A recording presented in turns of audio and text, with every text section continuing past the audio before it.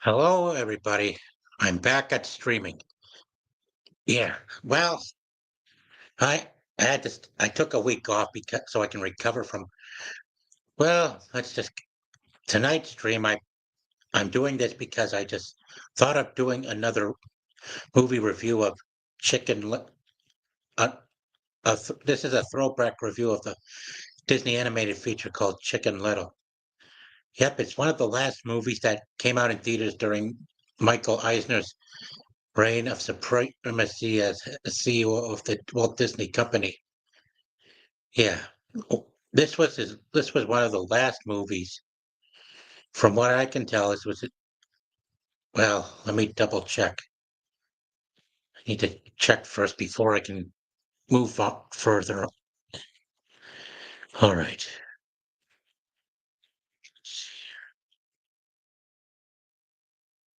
Yeah. This movie was directed by Mark.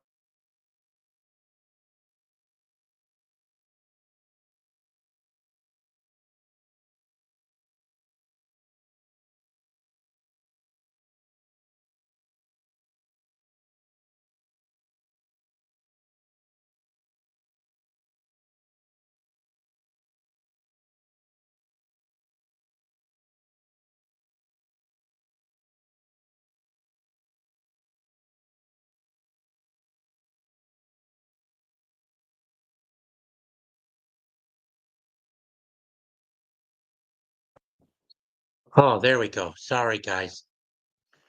All right. My mistake. I'm still working things out. I'm gonna have to remember to use Logitech now because my new laptop doesn't have a webcam, so I'm gonna have to use Logitech. And I gotta make sure the mic is on at all times. All right. Chicken Little. I'm doing a throwback review. It was it was based off a European folktale called Henny Penny, which means Chicken Little. In this animated featurette, which was one of the last animated films released under Michael Eisner's leadership at the Walt Disney Company, this one pretty much kind of had some rough feathers to it regarding the rough feathers regarding the hi Ann. Hi. Make sure you like and help share this video with everyone else so they can get a good look. I'm doing a review of one of the older it uh, sorry, I'm doing one of the a review for one of the older Disney animated films that was also digital, but not under Iger's leadership. This was under Michael Eisner's leadership that this movie came out. The year he was out. Yeah, yeah, right here. It's mostly about a young chicken trying to prove himself that he is not crazy after causing a panic in the first at the start of the movie that the sky was falling and it left him neglected by many people in the town as someone who was crazy with as one who flew over the nest. Yeah, here the here the yeah Chicken Little. It's also the titular character voiced by Zach Braff. Some would confuse his voice with that of Ben Schwartz. Yeah, he's also friend in this show. He was also friends with other miss outcasts such as well, I don't know the name. Abby, of course. Yeah, of course. Abby and others. Yeah, to me. You never saw it. This was 20 years ago. This movie was released 20 years ago, and yeah, yeah, 20 years ago this movie was released. Now, I don't get how it failed, but one thing I know is that one thing I do know after rewatching this last night or on Friday was that the much of the story felt rushed. And well, some of the acting seemed rushed, some of it was unnecessary, and I feel like it's been trying to. Some people who are doing the story were trying too hard as well. And of course, you also got the main character being bullied by two older girls called one called Foxy and the other somewhat of an ostrich, if I can tell. Yeah, yeah, I tell you. Yeah, some of the humor was a little off the pudding. I know the story, never seen the movie Cute. Yeah, that you got a good point there, Anne. Yeah, sure, some characters look cute, but of course the story wasn't cute. Wow. Yeah, in the after getting bullied, he wanted to redeem himself. He wanted to redeem his own image to the town, so he signed up for baseball. Soon as we got, yeah, yeah, he went to join the mighty Acorn Baseball League in attempts of seeking to redeem himself. At first, his rightful nemesis was getting most of the victories, but when it came to well, the final match, he was able to score the town a team on victory. Yeah, that. But then his amusement of redemption was short-lived because then the the sky started to fall again, and this time it was actually a special cloaking panel that fell off a spaceship.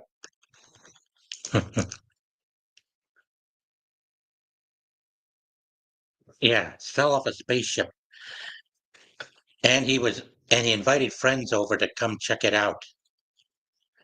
And then when his friend Fish touched the panel, he ended up floating away over to the to the cloaking panel's pinpointed origin. And once he vanishes, it causes Chicken Little and Abby and his big pig and their big pig friend to panic. Of course, they had to. Of course, they wouldn't even tell his dad because he didn't want to get. Yeah, yeah, he loves aliens. Yeah, I know, Ann. Wow. Yeah, he loves aliens. Yeah, and speaking of aliens, as soon as they got back onto their ship, yeah, as soon as they got back onto their ship, it was piloted by these things. These were the aliens of the movie that were also the antagonist. Yeah, yeah, yeah. And and one of them was there was a little one called Kirby. Yeah, Kirby, the little orange fluffy alien.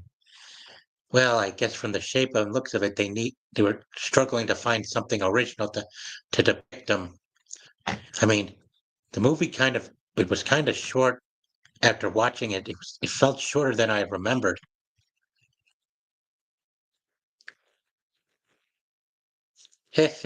Yeah, he's cute and yep, he sure is.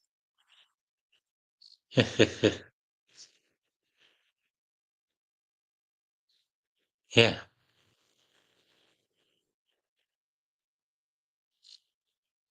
yeah, he is. And then, of course, soon they were on the run from the aliens. That he had to,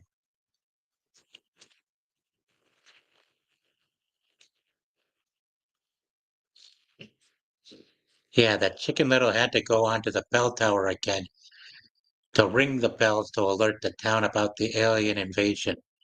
But he was too late. As soon as they vanished into the ship and went disappearing, the people in the town rejected him again. Yeah, and it was quite a burden he had to go through again, but it didn't last long. Soon as he met the little orange alien named Kirby, They they went on. Yeah. Let me just get this up. Yeah, and it definitely features pop culture references as well. And here is where Chicken Little meets Kirby, the little fluffy orange alien.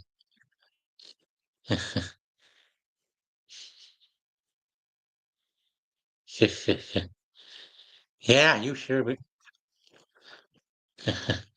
Yep. Yeah, they all discovered the little guy. But then, not too long after, the alien invasion started. Let me get this up.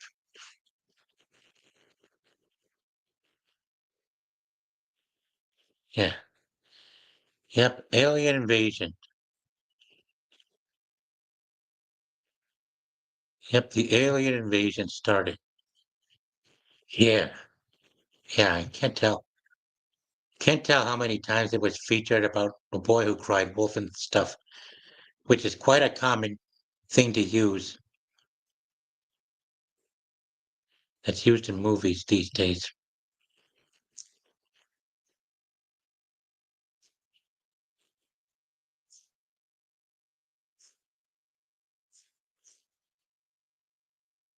Yeah, it's quite common.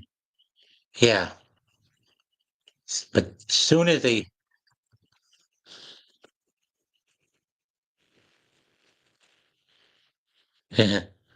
but soon as the invasion started, his father wanted to get him out to safety, but Chicken Little didn't want to leave Kirby behind, so he went and followed him right at the school. And there he was chased by his father. And then they had to have their heart-to-heart talk inside the school with Abby watching them. Yeah, I kind of feel like well, at first I thought it was a good movie, but now that I'm older and with 20 years having gone by, yeah, kind of like some of it was out of place. It kind of felt like it was giving to the main character a little bit too much of everything. Like he always has to win and stuff. I feel like they gave him too much of that instead of going through another struggle for him to understand humility. They kind of felt like they rushed the movie. Oh, was it popular? Well, I think, well, it was back in its time, but there's a catch to it. Over here, let me, let me check this. Let me just get the screen up and we should probably take a look at should probably take a good look at yeah, let's take a look at the score. Oh yeah. Yep, here it is. November 4th of 2005. Huh. Yeah. Well,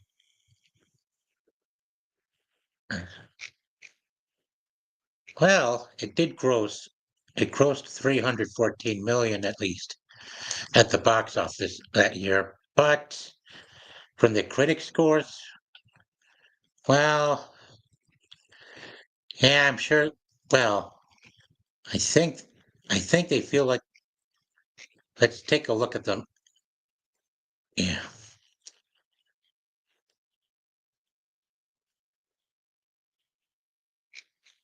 Well, wow.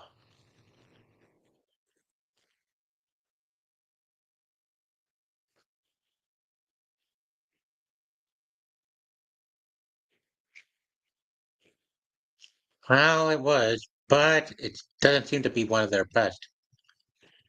I don't remember my niece and nephews talking about it all at all. I remember Minions and Frozen. Yeah.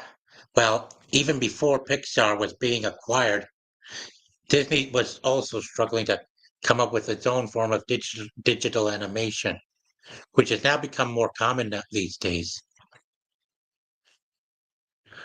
Anyway, let's get back.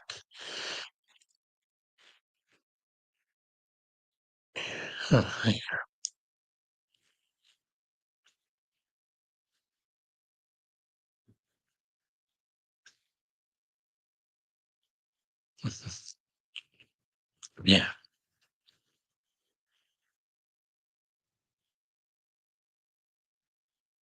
yeah. Well, let me get this thing back up.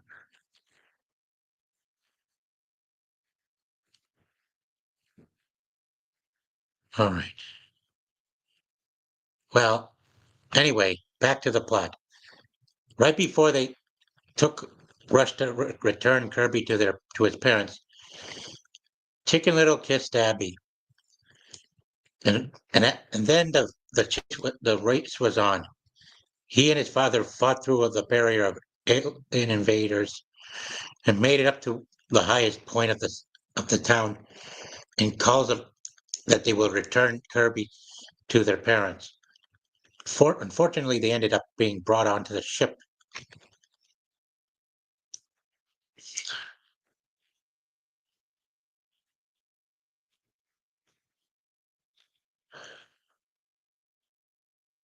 Yeah, on that ship.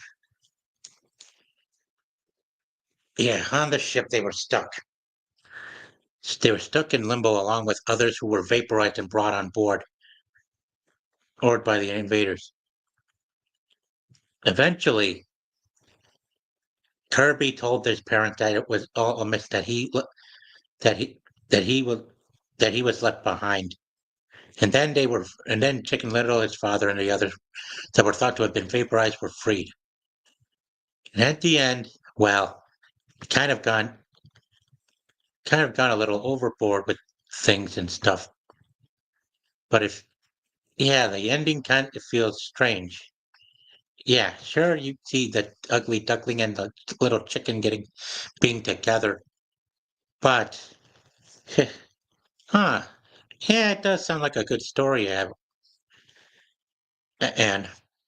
but yeah, there's a lot to unpack. But you never get to see a sequel come to life after that. So now